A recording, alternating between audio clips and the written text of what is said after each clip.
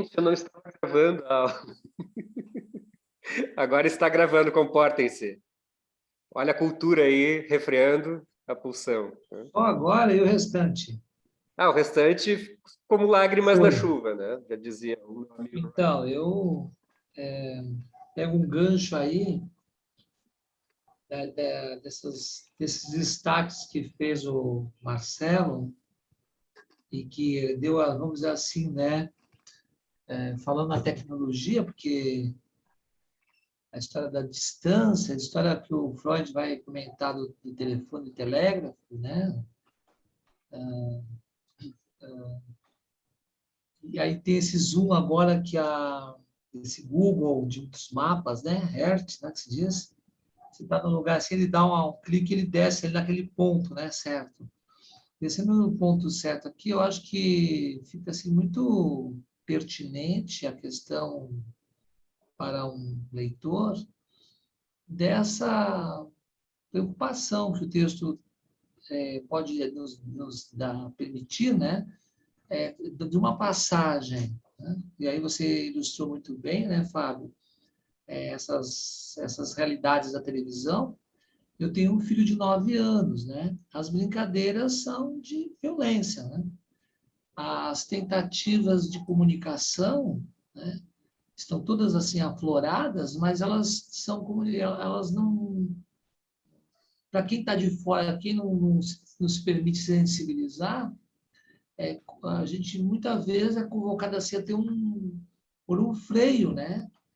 Confundindo o brincar ali com os gestos que se faz, com as palavras que se lançam e muitas vezes também até com atitudes físicas, né? Então, a questão aí da cultura, né? Como que é isso, né? Eu quero, como eu disse, eu fui a primeira leitura, eu vou fazer uma segunda ainda aqui depois para mim. Tem um momento assim que o Freud fala que vamos dizer assim, eu não tenho o termo que ele usa, do que nós somos em termos de psique, isso não é assim uma coisa imóvel, né? Ela está numa mutação, está numa mudança. E ali, para mim, abre uma suspeita, né? Assim, uma vontade de se perguntar e procurar para ver se encontra. A ideia assim, tá, mas e como que ele fala dessa passagem de uma etapa para outra, de um tempo para o outro, né? Como que é isso? Isso não se perde, isso se perde aí eu me pergunto, né? Isso se perde com o passar, ou com o evoluir, ou com a idade, ou com as relações com o mundo, né? Ou nisso que a gente chama de cultura, né? Ou que essas instâncias também trazem, né? A sociedade, a família, a escola, possam estar também conduzindo, né? E direcionando. É sentido assim, né? Não tem como, eu não posso pensar assim no pequeno que eu tenho de 9 anos como um Mogli, né? Ele não está num contexto de Mogli, né? Ele não está numa selva, né? Ele não está num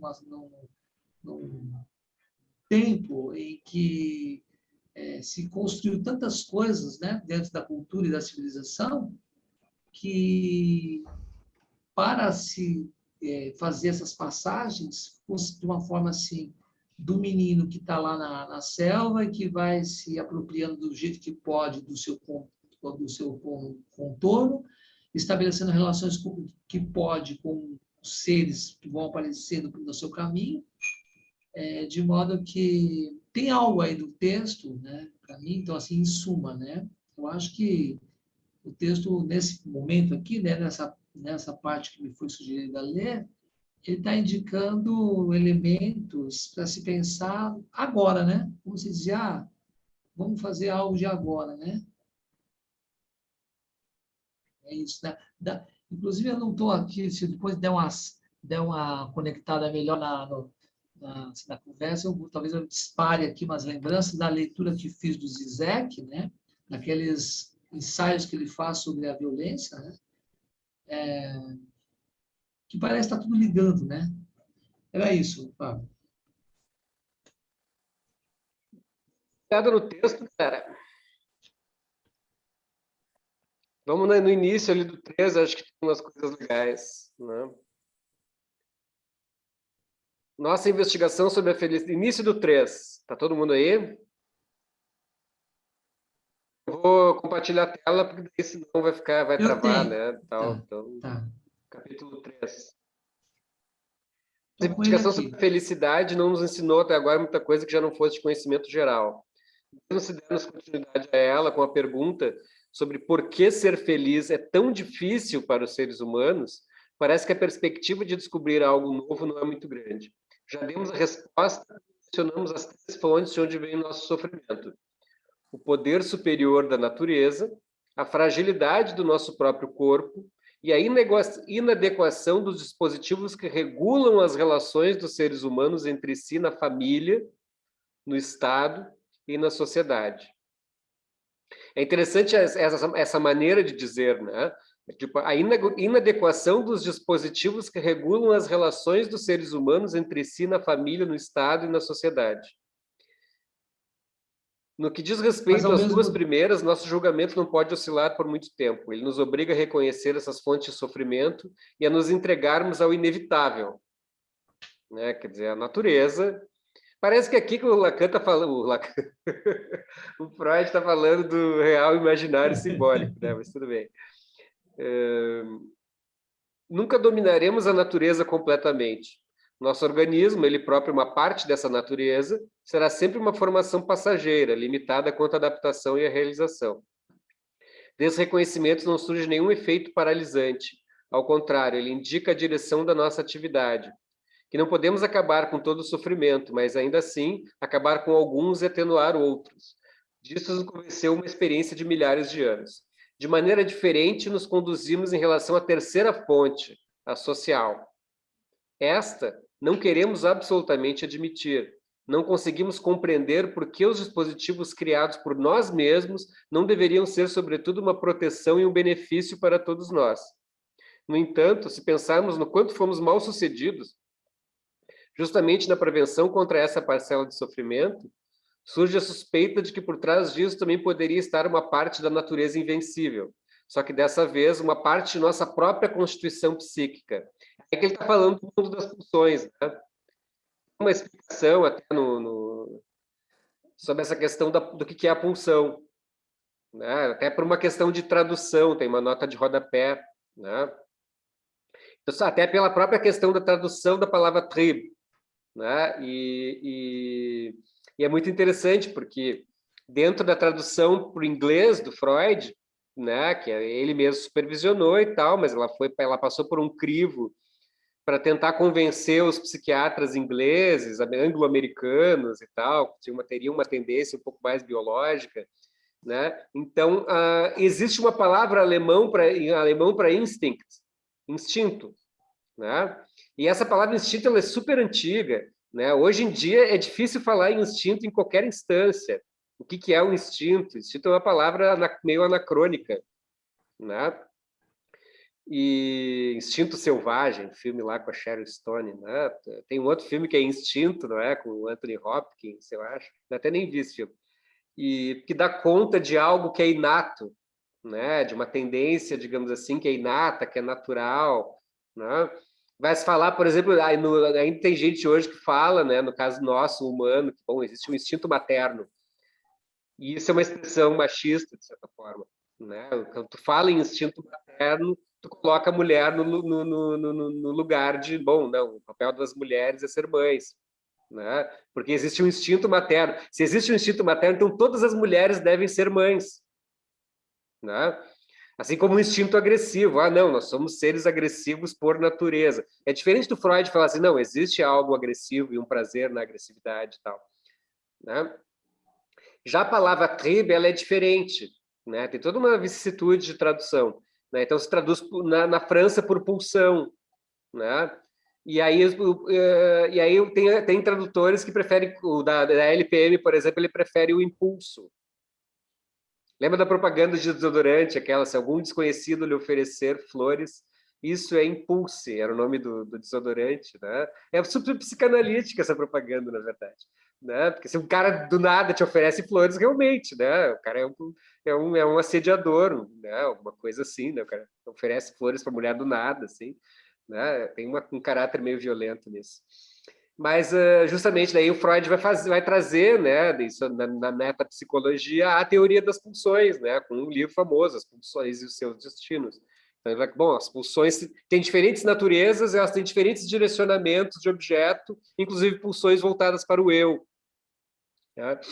Então, existe essa característica dessa vida pulsional, né? E uma das instâncias, né, de certa forma, para refrear isso, ele fala aí o tempo inteiro, né? É a cultura. Só que isso, essa ideia de, né, desse desejo, dessa coisa que está sempre aí, circulando e lutando, e até como o texto do Safatli é muito legal, eu não tinha lido, né, ainda, agora eu li essa semana, achei muito legal, quando ele vai falar dessa circulação de afetos aí que existe na política, por exemplo, né? E isso tem a ver com a questão da vida pulsional, né, da política como uma circulação dos afetos, e a gente está vendo isso hoje, né? A gente está vendo isso hoje no nosso país, assim, né? Tá uma agressividade, que tá um mal-estar, né? A gente está com uma pandemia, quer dizer, uma questão do vírus, é uma questão onde o corpo aí, ó, o corpo das pessoas está sofrendo, está morrendo, está sendo entubado, né? Ao mesmo tempo em que tem algo da cultura e da política que está sendo confrontado com isso, né, que está batendo de frente com isso. Né, e junto com isso, nós aqui brigando, né, nós aqui, esquerda, direita, negacionistas, Bolsonaro, né, dentro de um real que é o real da vida, né, de algo que é 400 mil mortos, né, e não sei quantos milhões de infectados e sequelados e etc. Né? E tem uma cultura aí que tá se sobrepondo, né, a isso, né? Tem embates aí fantásticos, né? Tipo agora, que é uma coisa nova, aparentemente, a questão do negacionismo, né? O negacionismo é algo que o Bruno Latour deu uma entrevista, tem o último livro dele, eu acho, que ele falaram que essa onda negacionista ela começou com as discussões sobre aquecimento global nos Estados Unidos, né? Por quê? Justamente por uma questão perversa, né, dos caras que querem ganhar dinheiro, né, com petróleo, né, com essas coisas assim. Por quê? Porque eles dizem assim, olha, os cientistas dizem que tem aquecimento global, tá? Mas, na verdade, a ciência, ela é algo, ela é por natureza, né? A ciência, por natureza, ela é algo precário, né? A ciência, ela não é verdade. Né? Então, tudo que se produz na ciência, né, está sempre, pelo fato de ser ciência, exposto à verificação. Então, não tem como um cientista dizer assim, olha, isso, o aquecimento global é uma verdade. Não tem como um cientista dizer isso. Né? E aí os negacionistas foram justamente nisso, entendeu? Os negacionistas, não, só um pouquinho, olha ali, ó. Se esse cara é cientista mesmo, ele não pode afirmar que existe aquecimento global. Né? Assim como agora com a Covid, né? Então os caras estão dizendo isso, assim, olha, tá, o cientista está dizendo, mas isso aí é a opinião dele, né? Pode ser que não, vai ter outros vai ter o Osmar Terra lá, né, que é médico, dizendo, eu sou médico, eu sou cientista também, e eu afirmo que cloroquina funciona, né? E vários médicos, quase toda a nossa classe médica, né, tá a favor da cloroquina. Imagina, né? Os caras que estão respaldados pela ciência, se dizem. Né? É um rolo muito grande, né? Mas é um embate, né? Aqui a gente está vivendo isso, é um embate que não envolve só, né, argumentos racionais, culturais e tal. Tem uma questão aí pulsional por trás, né? Muito bem manipulada por uma questão de massas. Né? E aí a gente tem o resultado disso, é o mal-estar, né? Tu não querer usar máscara, de tu querer sair na rua, né? E a gente está lidando com isso, né? É muito difícil, né? Então, pessoas que estão...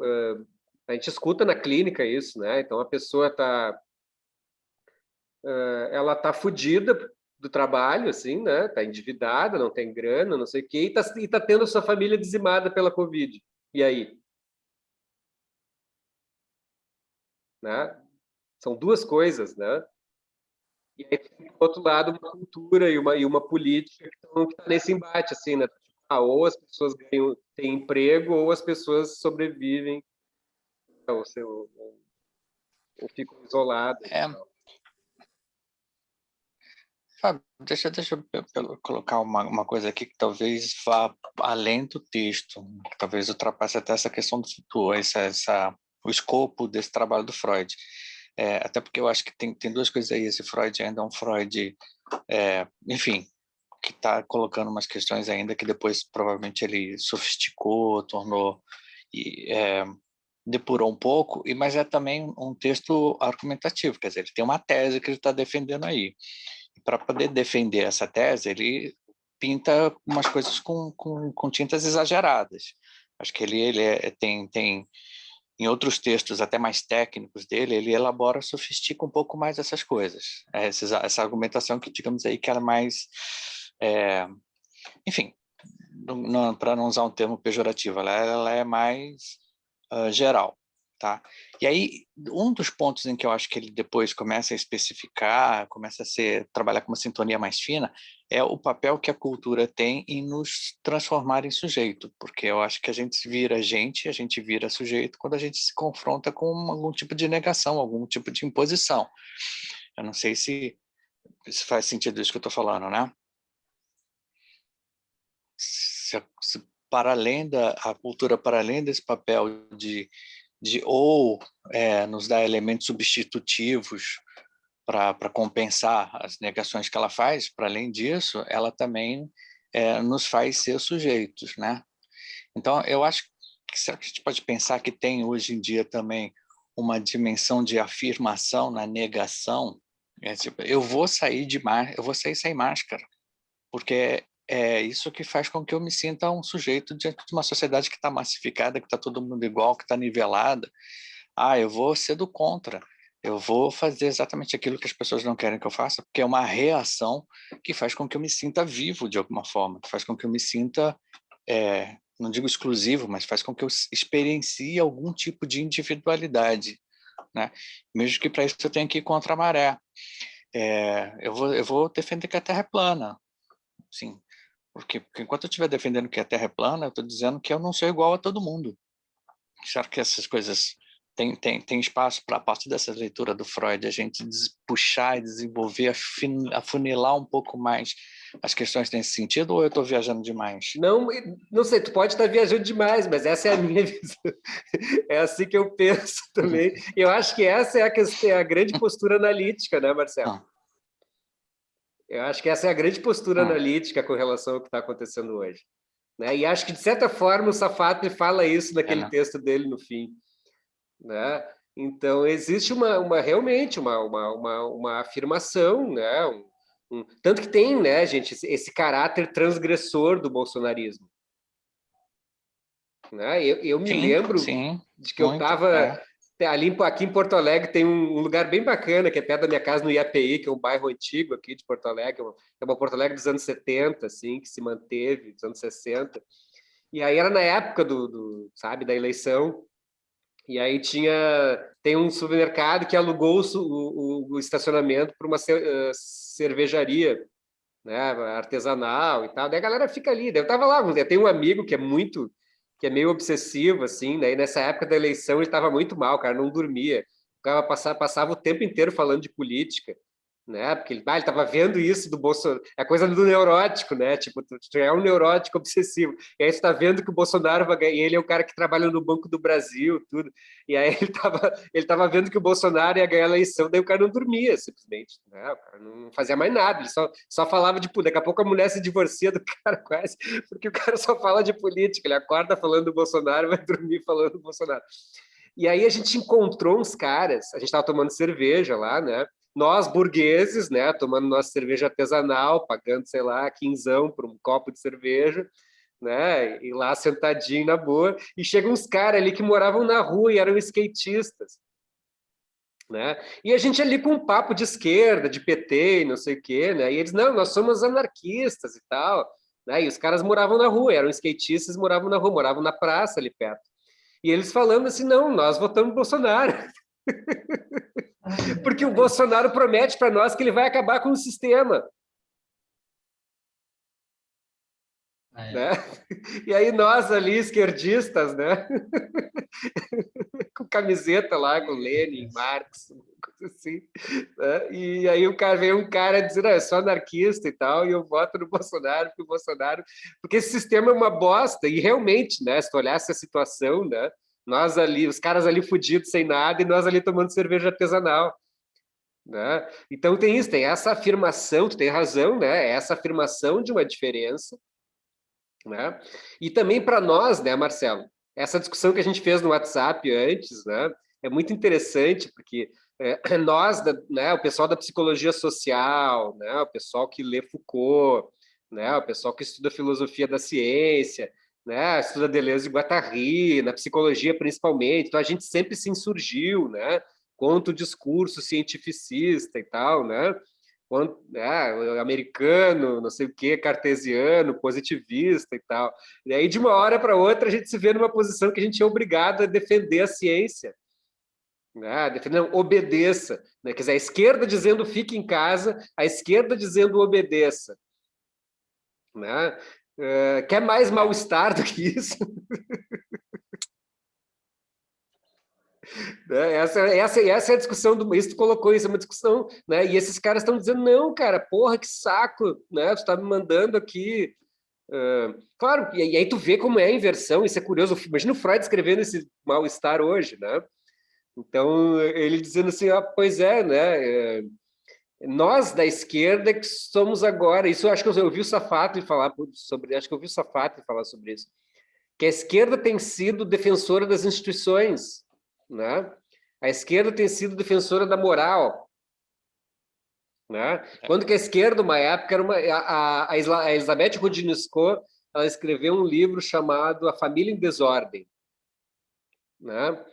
E ela discute sobre isso. Ela diz, bom, nos anos 70, né, os movimentos emancipatórios, principalmente os movimentos LGBT, né, LGBT, hoje tem outro nome, naquela época era GLS, né, era e aí, tipo, junto com essa questão de tu defender essas coisas, tu tinha um questionamento sobre a sociedade, sobre a família, né? E aí tu vê hoje, né, as pessoas reivindicando o direito a casar na Igreja Católica, né? Tu vê as pessoas requisitando o direito a ter uma família estruturada margarina, né, que substitui um homem e uma mulher por dois homens, ou por duas mulheres, ou por toda essa fluidez aí que tem, né? Um homem trans grávido, toda uma história, né? Mas na verdade a estrutura familiar aquela as pessoas querem manter, né? E a Elizabeth Rodinesco fala sobre isso. Isso também é uma forma de mal-estar, né? Que é geralmente isso, né? Eu acho que tem essa questão, né? Meio de que toda cultura gera mal-estar, né? Não interessa qual cultura seja. Sim. Sim. Ela cobra um preço. Ela presta um serviço, mas ela cobra um preço. Até na questão transgênero mesmo, né? Que é muito interessante, que houve uma captura da medicina, né? Então daqui a pouco, tá, pessoal, tá tudo bem, tu quer fazer uma redesignação sexual, beleza? Tu vai passar por um protocolo aqui onde tu vai passar dois anos fazendo acompanhamento psicológico e psiquiátrico, e tu tem que ter um CID para poder fazer a cirurgia. E outra que foi colocado, tem um livro muito interessante sobre isso. Por exemplo, o Irã é um país onde a homofobia é algo tão forte, né, que um pai iraniano prefere que o seu filho vire mulher do que ele seja um homem que goste de outro homem.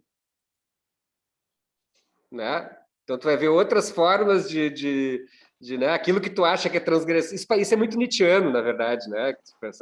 Essa ideia da transvaloração, né?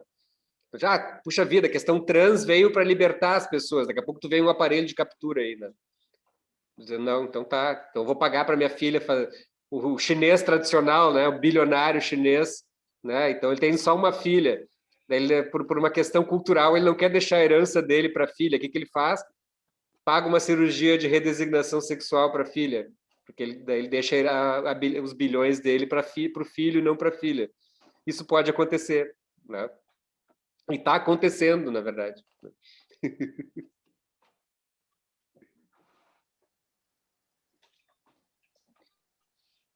Seguimos? Sim.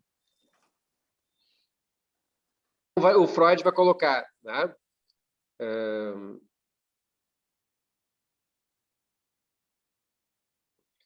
Ao começarmos a nos ocupar com essa possibilidade, esbarramos em uma afirmação que é tão surpreendente que nela queremos nos deter. Ela anuncia que uma grande parte da culpa por nossa miséria é daquilo que chamamos de nossa cultura.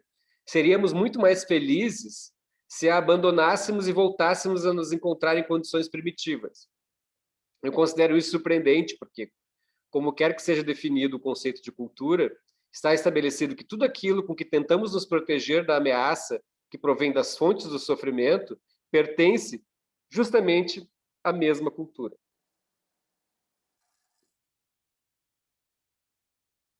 Por que via, afinal, tantos chegaram a essa postura desconcertante de hostilidade à cultura?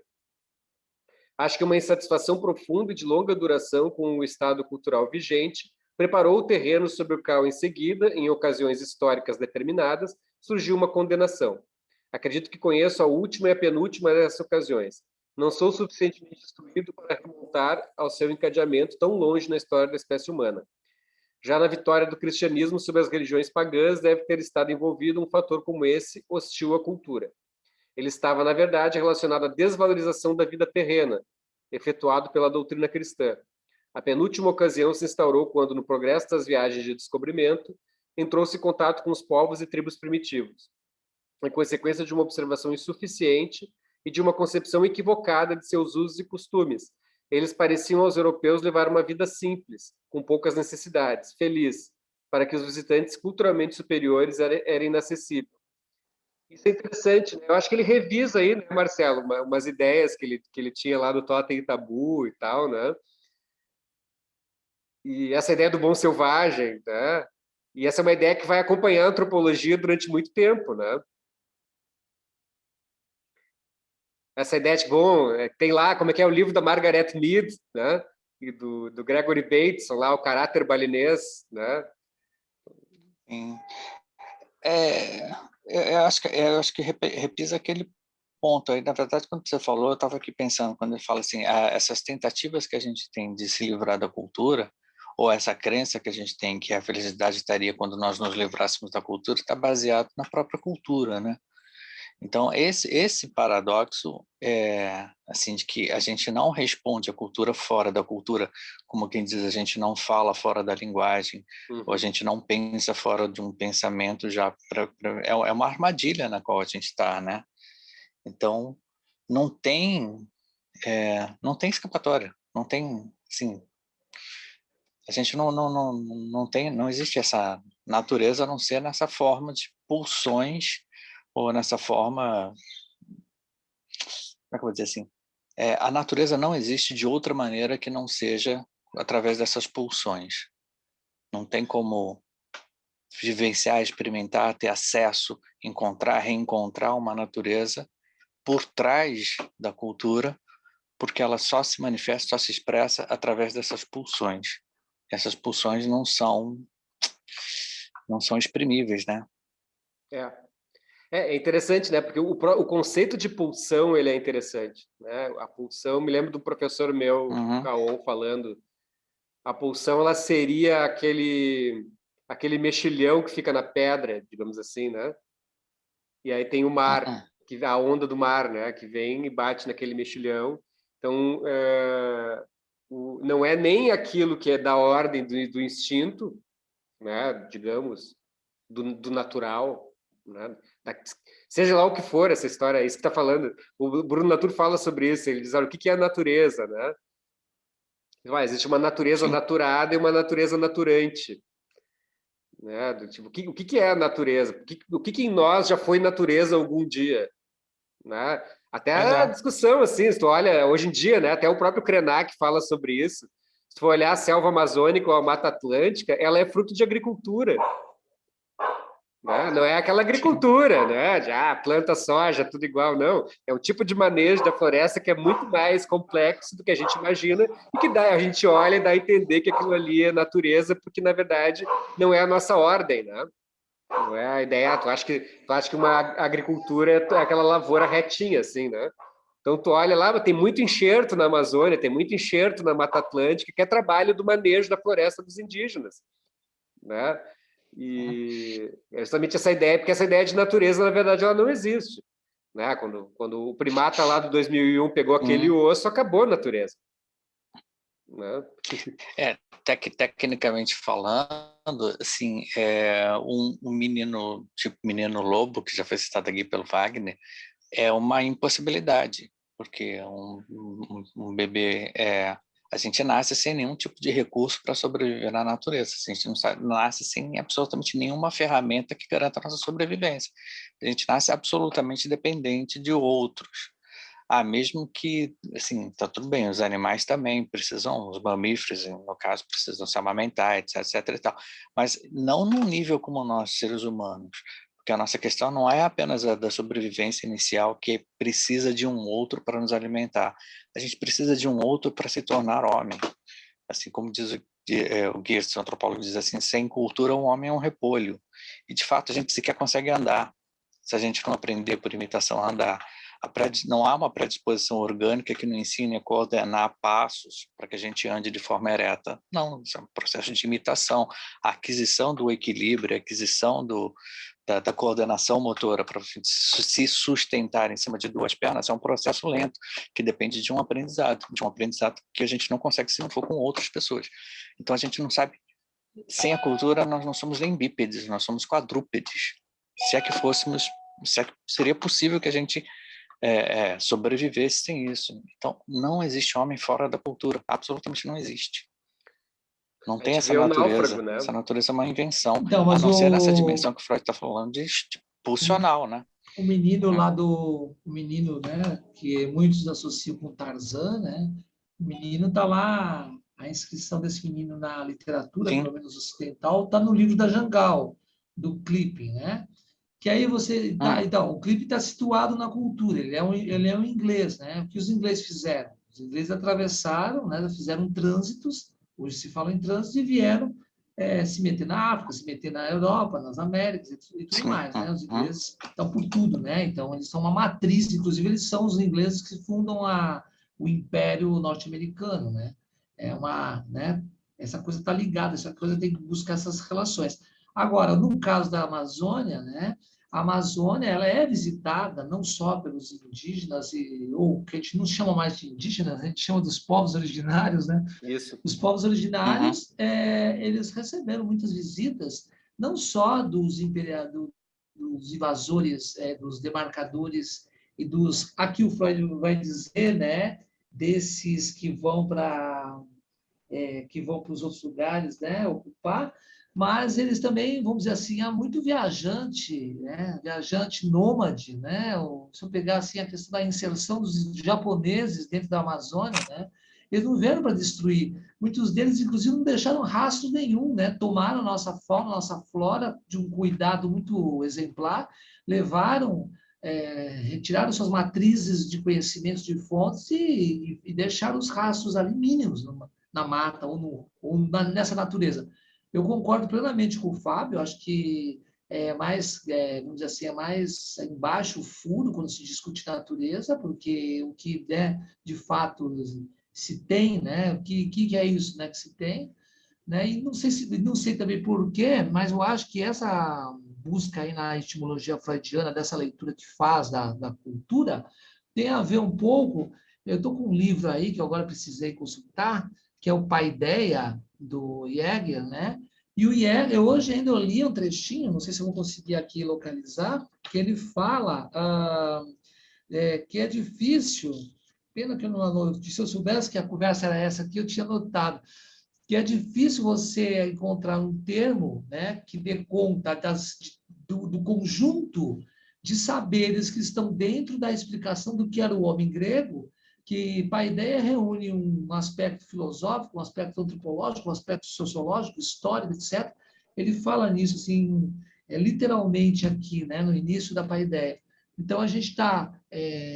eu estou fazendo essa digressão, tomei licença, cheguei hoje, eu estou aqui fazendo digressão, mas é porque é tão curiosa a fala que vocês trazem, né? As relações que estabelecem dentro desse texto, que não tem como a gente ficar muito quieto. Tá bem, é isso.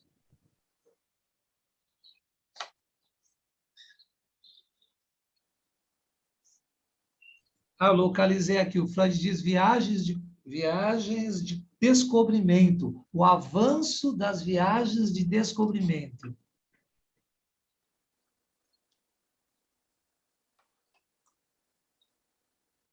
Justamente essa ideia eu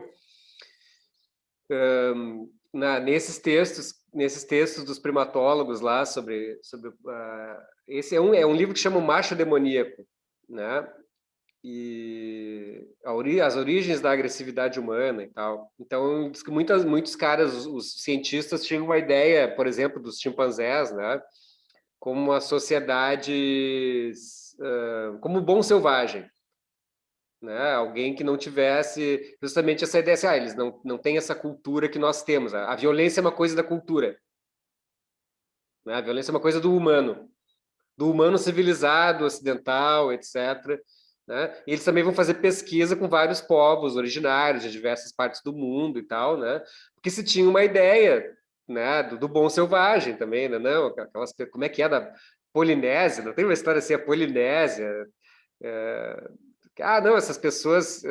não foi a Margaret Mead que fez estudos, né? Sobre não, essas pessoas aqui são liberadas sexualmente. Hã? Sim, Margaret Mead tem um estudo sobre a sexualidade entre os adolescentes, que é muito fruto do contexto que ela estava escrevendo, que tinha um problema de criminalidade, marginalidade, entre aspas, delinquência juvenil muito grande nos Estados Unidos. E aí a tese é que adolescentes são, por natureza, uma das hipóteses é de que adolescentes seriam, por natureza, por conta de transformações hormonais, etc., e tal, inquietos, enfim, revoltados, e etc., etc. e tal. E ela vai para a Polinésia e ela encontra lá uma sociedade que, supostamente, a transição da vida adulta para a vida infantil é absolutamente harmoniosa e tranquila. Isso teria a ver com a não repressão sexual. Então, a tese dela é de que de fato, torna os adolescentes americanos inquietos e tão rebeldes é a repressão sexual. Só um parênteses, assim, alguns anos depois, um outro antropólogo chamado Derek Freeman voltou à Polinésia e entrevistou as mesmas pessoas que tinham sido entrevistadas pela Margaret Mead. E ele fez um trabalho demolidor, que inclusive ele se comprometeu a só publicar depois da morte dela, que ele cumpriu. E o fato é que ele, reentrevistando as fontes da Margaret Mead, essas pessoas admitiram ou confessaram que elas inventavam histórias o tempo todo porque achavam engraçado a maneira ingênua como a Margaret Mead acreditava nas aventuras sexuais que eles descreviam. Isso Bom, é exatamente o fecha que os esse caras parênteses, falam, pequena né? nota antropológica aqui. Então os caras desse livro eles falam que tipo, todas as sociedades humanas mapeadas que tem, todas elas claro, em menor ou maior grau, né? Apresenta homicídio, estupro e infanticídio, né? Em maior ou menor grau e tal, mas nenhuma delas eliminou isso, né? Nenhuma delas apresenta isso, né? Era uma questão do viés, né? Era questão do viés de observação de não, né? Vamos observar essas. Não, o livro aquele, o caráter balinês falando, né? Então, tipo, aparecem fotos de uma mulher amamentando a criança, né? Diz que toda a teoria do duplo vínculo lá do Gregory Bateson saiu dessas observações, assim, daí os caras falam, não, mas só um pouquinho, né? A mãe tá amamentando a criança, olha do outro lado, tem uma câmera, tem o Gregory Bateson e tem a Margaret Mead observando a mãe amamentar, é isso aí que tu falou, né? Tipo, como é que a mãe vai amamentar a criança espontaneamente, né? O Grego, aquele inglês de 2 metros de altura, olhando para ela, né? Com uma câmera. Com a câmera, baixinha, Margarida Mead baixinha lá. A mulher, no mínimo, tinha que dar risada dos dois do outro lado ali, né? Ou querer mostrar para eles, olha que legal, meu filho. Justamente isso que o Assim, Freud fala, né? Que é bastante... justamente essa possibilidade de que, bom, uma natureza fora da cultura, né? Onde daí, bom, aí não vai ter mal-estar, né? Não, onde as pessoas vivem liberadas sexualmente. E aí vai surgir todas essas utopias aí, né? O movimento hippie, né? Quanto hippie, é. Aqui em Santa Catarina, ali onde eu vou para tirar minhas férias, sempre na Guarda do Baú, tem um lugar que é o Vale da Utopia. Né? E eu já vi gente falando, eu já vi pessoas falando sobre isso, né? Não, o Vale da Utopia e tal. Eu disse, cara, eu vou para lá, não tem isso. Né? São pessoas vivendo no meio do mato, mas tem conflito, tem briga, tem várias coisas, tem capitalismo, sabe? Tem tudo isso, né?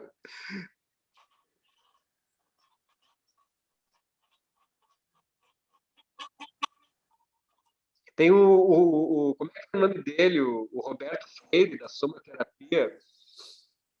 Ele escreve uma história, tem um livro dele que se chama Coiote, onde ele vai pensar. O Roberto Freire era um cara que falava muito em utopia, né? E principalmente pela questão haitiana da sexualidade liberada, né? Então, de que, na verdade, todos os problemas, a radicalização do Freud, né? Então, tipo, todos os problemas, todas as neuroses são produzidas a partir da repressão sexual, né? Então, se tu fizer bastante sexo, tiver liberação sexual, tu vai resolver todos os problemas das nossas neuroses e tal, né? E é claro que não, né? Claro que os caras vão fazer experiências, vamos todo mundo para um sítio lá, vamos todo mundo ficar lá, vamos plantar, vamos transar, vamos não sei o quê. Daqui a pouco vai ter um estupro, daqui a pouco alguém vai matar alguém, né? Daqui a pouco vai ter briga. Eu me lembro desses bárbaros, né? Acho que foi os Novos Baianos. Acho que não, os Novos Baianos. Que, eles viviam tudo bem naquela comunidade, todo mundo compartilhando tudo, jogando futebol, não sei o quê. Então, daqui um deles casou e resolveu ir morar com a esposa em outro lugar, né? Acabou o grupo, né? Não, isso não é os Beatles, não? Também. também, mas os Novos Baianos, eu vi um documentário sobre os Novos Baianos, assim, né? De que era tudo paz e amor, era todo mundo amigo, todo mundo compartilhava tudo, eles viviam todo mundo junto, até que teve um deles, que eu não me lembro qual deles, que casou e resolveu ir morar com a esposa em outro lugar, né? E aí quebrou, né? Quebrou a massa, né? Quebrou o laço libidinal da massa e acabou o grupo também, né? Aí todo mundo começou a ver as neuroses individuais se sobressair, né? A grupalidade utópica. O próprio mal-estar mesmo, né? Surge. Seguimos. Nas últimas gerações, os seres humanos fizeram progressos extraordinários nas ciências naturais e sua aplicação técnica, fortalecendo seu domínio sobre a natureza de uma maneira antes inimaginável. Os detalhes desses avanços são de conhecimento geral, sendo necessário enumerá-los. Os humanos orgulham-se dessas conquistas e têm direito a isso, mas eles acreditam ter percebido que essa possibilidade recém-adquirida de usufruir do espaço e do tempo, essa subjugação das forças da natureza, a realização de um anseio milenar não elevou a quantidade de satisfação prazerosa que eles esperavam da vida e não os tornou, segundo suas sensações, mais felizes. Esse é um debate que o Freud coloca ali, mais adiante ele vai falar, né? Então agora a gente tem o telefone, então a gente pode conversar com as pessoas. Agora a gente tem o trem, então a gente pode visitar as pessoas, né? E aí ele vai colocar, bom, tudo isso é muito bom, né? Mas tudo gera um problema, né? Esse movimento que o Freud faz, né? Isso a gente está vendo hoje, né? Eu sou uma pessoa que no final dos anos 90 dos 2000, né? Eu junto com outras pessoas na época do mestrado e tal, né? Nós estávamos encantados com a tecnologia, né? Nós estávamos encantados com a internet, nós estávamos encantados com a... Até eu escrevi um artigo sobre isso ano passado, né? Onde eu falo, né? Falo do grande outro, o Big Other, né? Então, a gente tinha o Pierre Levy, né, que era um sociólogo daquela época. Ele até faz pouco tempo eu assisti uma palestra dele aqui em Porto Alegre, né? E é muito engraçado, assim, né? Porque ele é um cara super utópico. Ainda é utópico, imagina, ainda hoje o cara é utópico com relação a essas coisas, né? Então, por exemplo, nessa palestra que ele deu, acho que faz uns 3 anos aqui, alguém perguntou para ele, o que tu acha sobre a proibição do uso do celular para as crianças das escolas, na aula? Daí ele disse, eu sou totalmente contra, né? E é claro, né, porque pensando nesse ponto de vista oceânico do Freud, assim, né, que legal, né, as crianças terem celular e poderem, né, fazer pesquisa enquanto a professora está dando aula, né, não é isso, né? Que legal as crianças terem esse instrumento, assim, onde elas podem, né? Então, o cara ainda, nos anos 2000, início dos anos 2000, era pior ainda, assim, né? Então, ele colocava essas coisas, não, com o advento da internet, né? Nós vamos poder unir os cérebros do mundo inteiro, né? Os cientistas do mundo inteiro vão poder cooperar. Ele colocava essa ideia do sentimento oceânico na internet, né? E aí, o que que a gente viu, o que que a gente está vendo hoje, né? Às vezes eu cogito a possibilidade, senhores, de que, bom, qual é a solução para nós, né, gente? Acabar com a internet, desplugar tudo. Chega, acaba com isso, né? Mas é claro que não, né? Porque, claro, essa ideia da solução final não funciona de jeito nenhum. Mas tu imagina que naquela época existia essa ideia do sentimento oceânico, né? De que todos nós vamos funcionar numa aldeia global. É claro que a internet naquela época, gente, ela era restrita aos meios científicos praticamente, né? Então, não, tá as universidades conectadas, os cientistas cooperando, tu podendo ler as publicações uns dos outros, a gente podendo se comunicar, imagina, né? Sem que nem, né? E de repente, bom, vai ter como diz o Freud ali, né? Tem as limitações da cultura, né? Que é, inclusive as limitações das relações com as outras pessoas. A grande limitação da internet vai ser justamente as relações com as outras pessoas, né? Então, quanto mais as pessoas começarem a se relacionar na internet, né, mais a vida pulsional começou a se confrontar com a vida cultural, né? E a gente chega no que acontece hoje, né? Onde a internet ela é um espaço onde, claro, como tudo, né? Como Freud está falando ali, né? Tu tem uma possibilidade de integração, de construção, de debate muito grande, mas ao mesmo tempo tu tem um mecanismo de destruição, né? De vazão das agressividades humanas quase infinito, né? Mas, ô, Fábio, me ocorre o seguinte, tomando essa tua leitura, né, e tomando esse trecho que a gente então lê aqui, a exposição naquele momento, né, que o Freud faz, bem anterior à internet, mas acho que dá para ele colocar assim ao lado dessa exposição tua uma reflexão sobre, novamente, né, quais são as distâncias, vamos dizer assim, se você toma a Europa, né, e os diversos povos que ali estão, né, reunidos, né, e a notícia que nós temos é há muito tempo, né, então as facilidades que eles têm de cruzar as fronteiras e de país para outro, e trem-bala, e essa tecnologia também a serviço dessas aproximações, né?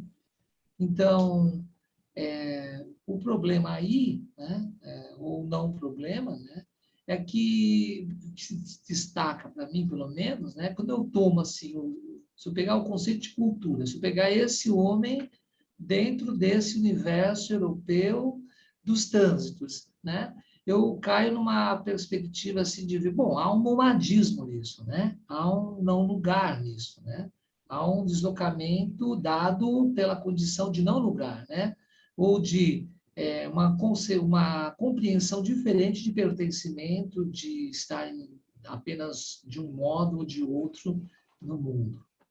Então, isso me ocorre assim, acho que vem nessa sua fala, para mim, pelo menos, né?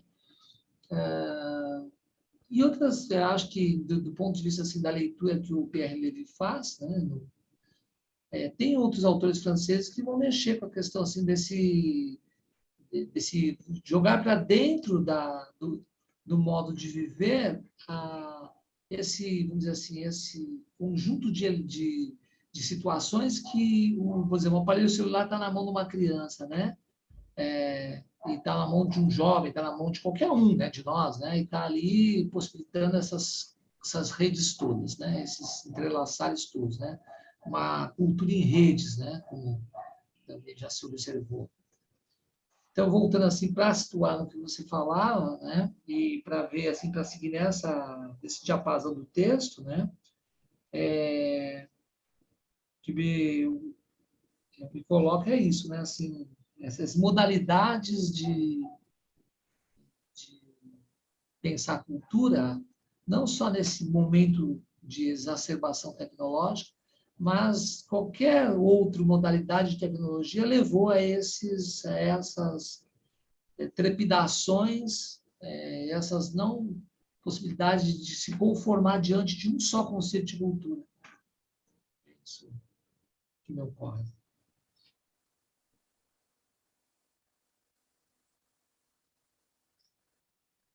Bom, o Freud vai falar ali uma coisa, ele diz uma frase, que parece que hoje para nós é banal, né? Mas ele diz, a felicidade é algo subjetivo.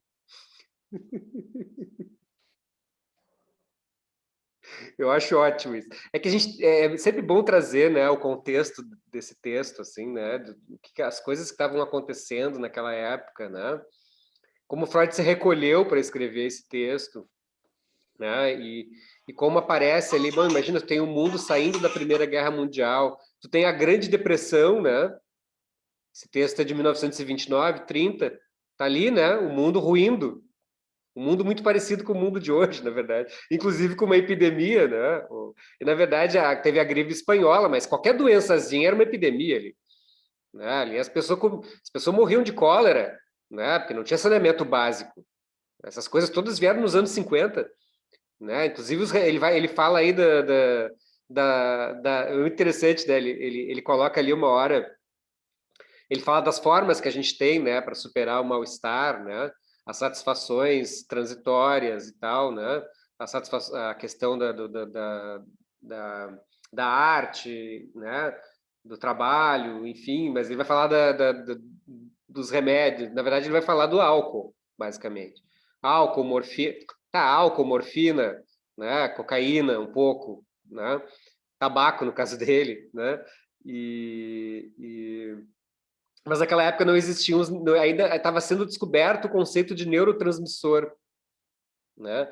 Então, Freud, naquela época, não conhecia os psicofármacos. Ele até tinha uma ideia de que no futuro isso seria possível.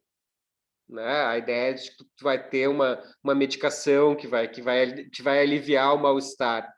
Né? E é muito interessante hoje, né, com essa questão de que o mal-estar realmente ele é aliviado por medicações que te deixam de certa forma numa vibe feliz, né? Mas ela é transitória. Se tu para de tomar a medicação, isso aí volta, né? Não, quer dizer, não é um remédio, né? E então naquela época, imagina, né? É um texto pessimista. Falam que é um texto pessimista, mas na verdade o Freud está juntando, né? A ideia da psicanálise mesmo, que acho que o principal da psicanálise dentro da clínica, principalmente, é lidar com esse aspecto trágico da existência, suportar esse aspecto trágico da existência, né? Quer dizer, tem um vídeo do Lacan que eu encontro com o Lacan, né?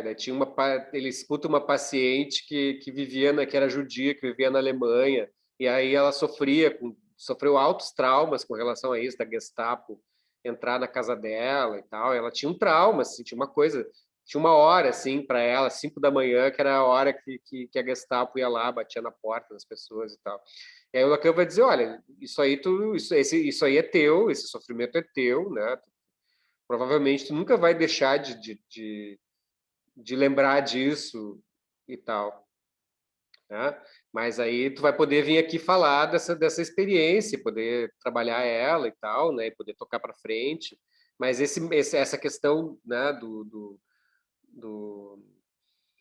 dessa relação de saúde e doença, né? Acho que é importante da psicanálise lidar com isso, de que o sintoma não é aquilo que tu tira da pessoa, né? Que pelo contrário, né? Que ele está falando ali da neurose, né? Bom, ela é uma maneira que a gente tem de suportar o mal-estar, né? De suportar a aniquilação, de suportar a morte, né? O medo da aniquilação é uma produção do sujeito. Ela é enviesada, né? Ela aparece de uma maneira enviesada, mas ela é alguma coisa que é produzida. Né? O próprio surto, né? Justamente a ideia da normalidade, da anormalidade, né? De que eu tenho lidar com esse aspecto caótico mesmo, pulsional da nossa existência. Né? Tem uma cultura da normalidade, né? Uma cultura onde naquele filme do Coringa tem uma hora que ele diz isso. Esse filme é muito interessante sobre essas questões que o Freud trabalha aqui, né? Porque ele lida com isso, né? O Coringa ele é um exemplo dessas três formas que o Freud fala do mal-estar, né? Porque ele tem uma condição orgânica, não sei se vocês viram esse filme, né? Mas o cara ele tem uma condição orgânica cerebral. Isso é muito interessante porque é inovador no caso de um filme tratar essa questão, né? Tu pega lá o Estranho no Ninho, por exemplo, né? Ou o Bicho de Sete Cabeças, né? Então, bom, aquele cara não tem nada, né? Ele é simplesmente pura transgressão ali com relação à cultura psiquiátrica e tal. O Coringa, de fato, ele tem uma condição física, né? Mas ao mesmo tempo tem ali uma questão cultural envolvida, tem uma questão social, né? De como que se suporta essa ideia desse sujeito com essa condição. E ele diz uma frase destruidora, né? Ele diz que o problema das pessoas que têm doença mental é que o resto da sociedade age, quer que elas ajam como se não tivessem. Ele diz isso. Na verdade, ele escreve isso no caderninho dele, né?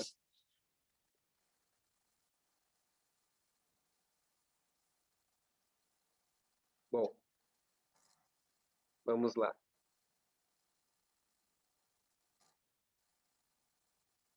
Vamos para o capítulo 4, direto.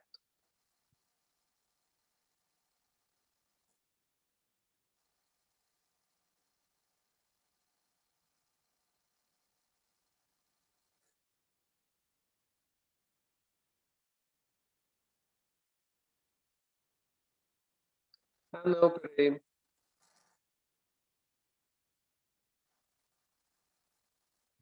Tem uma coisa importante aqui, psicanaliticamente, mais adiante, quando ele vai falar de sublimação das metas pulsionais, né?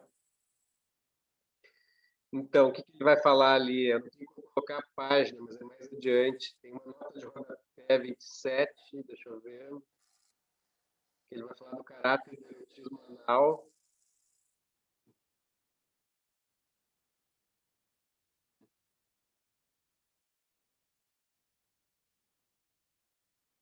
Aqui. Vai falar ali do que eu acho importante colocar. O desenvolvimento da cultura parece um processo singular que se desenrola sobre a humanidade, processo do qual muitas coisas nos dão certa impressão de familiaridade. Esse processo nós podemos caracterizar pelas modificações que ele empreende nas conhecidas disposições pulsionais humanas, cuja satisfação não deixa de ser a tarefa econômica de nossa vida. Né? Então, bom, a nossa vida é uma tarefa. O que é uma tarefa econômica? Né? Então, tem a relação a pulsão, a satisfação da pulsão, né? Ou os desvios de metas, a sublimação, etc. Ou então a fuga total, né, da realidade que ele coloca em algum outro momento, né? Que uma das saídas é a psicose. Né? Quer dizer, bom, sai fora. A psicose é o cair fora, né? A fora-clusão, né? Me inclua fora dessa. Né? Então, eu tenho a pulsão, eu tenho as exigências do mundo, e ele coloca ali, né? Lembra que ele fala dos ermitões, né? Ele fala, bom, eu posso fugir desse mundo, eu posso ir morar no meio do nada lá e ficar isolado disso, né? De uma maneira concreta, que é a ideia do ermitão, né? Ou eu posso produzir uma configuração psíquica, né? Que é sair do mundo, né? Que é a saída da invenção da realidade, a psicose, o mundo delirante e tal. Eu acho que hoje a gente pode ter uma observação sobre isso, né? Talvez pela internet, né? Eu acho que a internet ela traz um elemento aí interessante dentro dessa questão do mundo externo para o Freud, né? Então hoje tu pode muito bem viver num universo na internet onde a Terra é plana, né? Tu pode viver, existem pessoas que vivem isso, e acho que essa é uma possibilidade muito interessante, né? Como tu falou, não sei, acho que o Marcelo falou também, primeiro tem essa dimensão perversa da transgressão, de certa forma, né? Da libertação, né? Bom, de que tu pode questionar uma regra, né? Tu pode relativizar uma regra, né? De que tu pode dizer assim, ó, isso aí é a tua opinião, né? Ah, tu tá falando aí, Marcelo, que cloroquina não funciona. Isso é a tua opinião, eu quero que tu respeite a minha. Então, tu tá colocando uma dimensão de uma relativização e de um desmentido aí. Isso é muito característico da perversão, né? Agora, tu tem uma outra característica que é a ideia de que tu pode viver numa outra realidade mesmo e acreditar nessa realidade, né? Tem um texto que eu escrevi ali que eu cito eu escrevi no Correio da Poa, que tem aquela piada que o Coringa conta para o Batman no final da piada mortal. Olha o Coringa de novo aqui aparecendo, né? Então ele conta uma piada que tem dois caras que vão fugir do hospício, né? E aí eles combinam o plano de fuga e tal. E aí quando eles conseguem pular, né, a cerca e tal, daí eles sobem o muro e aí o que acontece? Tem um fosso e lá tá a liberdade. Tem outro muro e lá tá a liberdade. Daí um cara fala para outro assim, tá aí, como é que a gente vai fazer? É o seguinte, ó, eu vou acender a luz da lanterna até o outro lado, né? E aí tu vai caminhando em cima da luz da lanterna até sair do outro lado, né? E aí, cara, tu acha que eu tô louco com essa história? E se tu apagar a lanterna no meio do caminho? Essa é a piada mortal, né, da HQ do Alan Moore, né, do Batman, que termina com o Batman e o Coringa rindo dessa piada juntos, né? Então, justamente tem essa questão da psicose, né, que é essa ideia da fuga da realidade como um artifício, né? Não só na psicose, mas enfim, né, nessas configurações hoje que são meio loucas assim da internet, né, desse mundo das fake news, né? Que diz respeito àquilo que o Freud fala sobre a ideia do princípio da realidade, né, da realidade psíquica. Né? Então essa questão, e tudo diz respeito à satisfação pulsional, né? Então, bom, às vezes a realidade ela é tão insuportável, né, na medida que, bom, qual é a minha maneira de satisfação pulsional? É criar uma realidade paralela, né?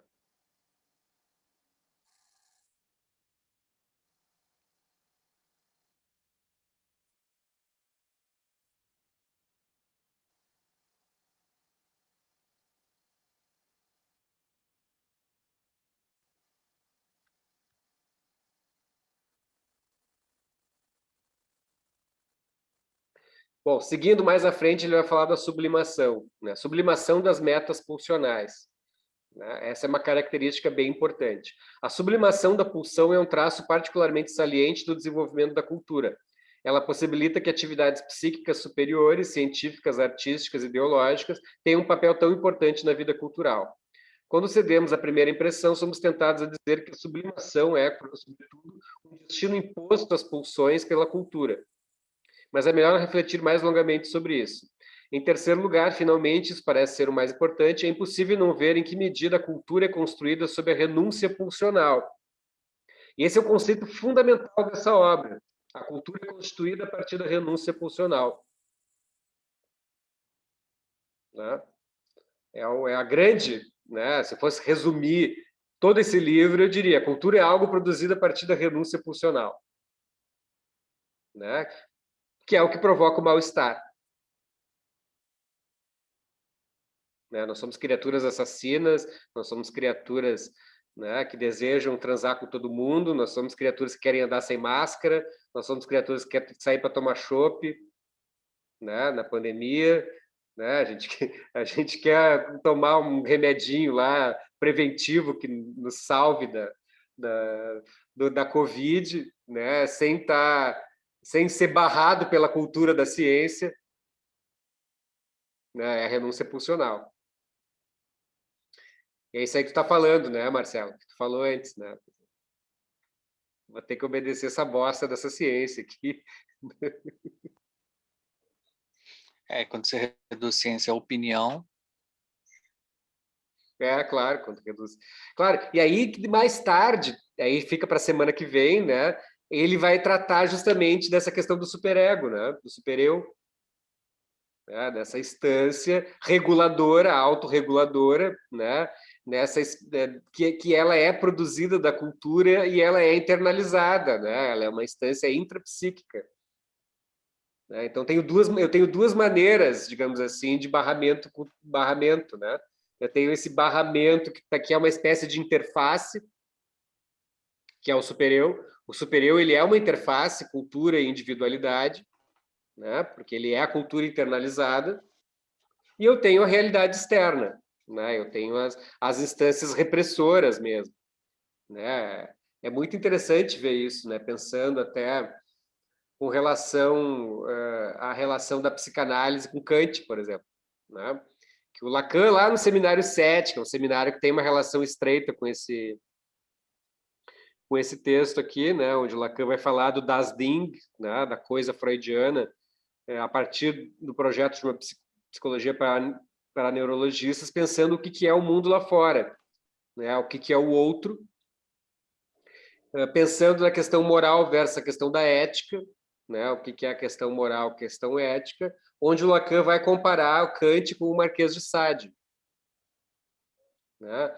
E o Marquês de Sade, ele vai ler a filosofia da alcova, né? Então ele vai dizer assim, olha, o Marquês de Sade está produzindo um imperativo categórico, goze, né? Deus não existe, né? E então tu pode fazer aquilo, tu é obrigado a fazer aquilo que tu quiser, né? Se for ler a filosofia da alcova, né, é um discurso que obriga as pessoas a ser libertinas, né? A gente vai entrar nos paradoxos, né, da moral, assim, né?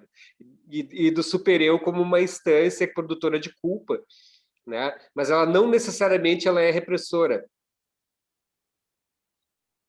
Isso é muito importante, né? Até para pensar a adolescência, né? Tem gente que acha que a adolescência é algo transgressor, né? Então, às vezes, a adolescência ela é muito mais conservadora do que tu pode imaginar. Para quem tem filho adolescente, né? Tenho um paciente que tem um filho adolescente lá, 14 anos, né? E aí e é a questão da adolescência da pandemia, né?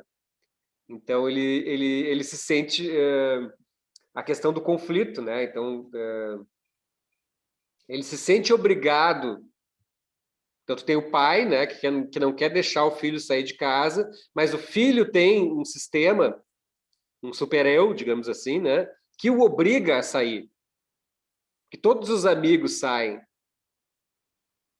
né? Inclusive, esse sistema impõe as tais festas clandestinas, né? Que na verdade são regra. Em São Paulo, elas são regra, né? Então, tu tem a pandemia, as bandeiras e tal, né? Tudo isso nesse princípio, né? Nesse princípio de cultura, de regra, de lei. Ao mesmo tempo, tu tem outro sistema que é superegóico também, né? Que ele é imperativo, onde todo mundo faz festa clandestina. Esse é o grande imbróglio da pandemia, né, gente? Esse é o grande imbróglio. Né? Tipo, a nossa cultura que é de sair, que é de tomar chopp, a nossa cultura que é uma cultura, de certa forma, de transgressão. Né? Quem de nós aqui vive 100% as regrinhas? Né? E não tem como. Né? E aí que é produzido o mal-estar, né?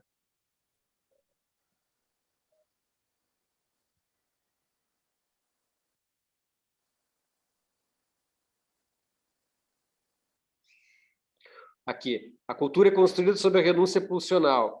O quanto ela tem como pressuposto precisamente a satisfação, repressão, recalcamento, ou o que mais?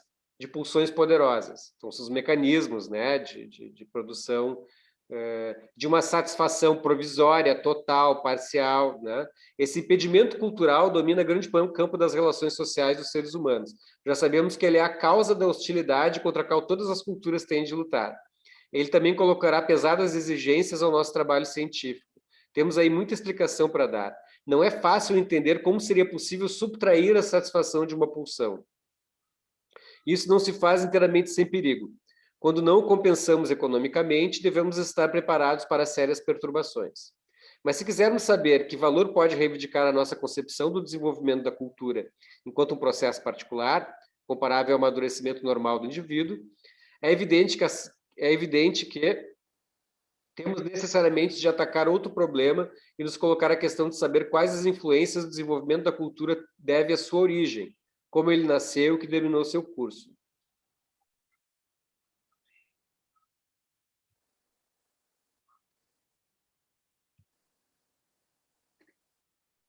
E aí ele vai retomar o totem e tabu ali, né, no quarto episódio, digamos.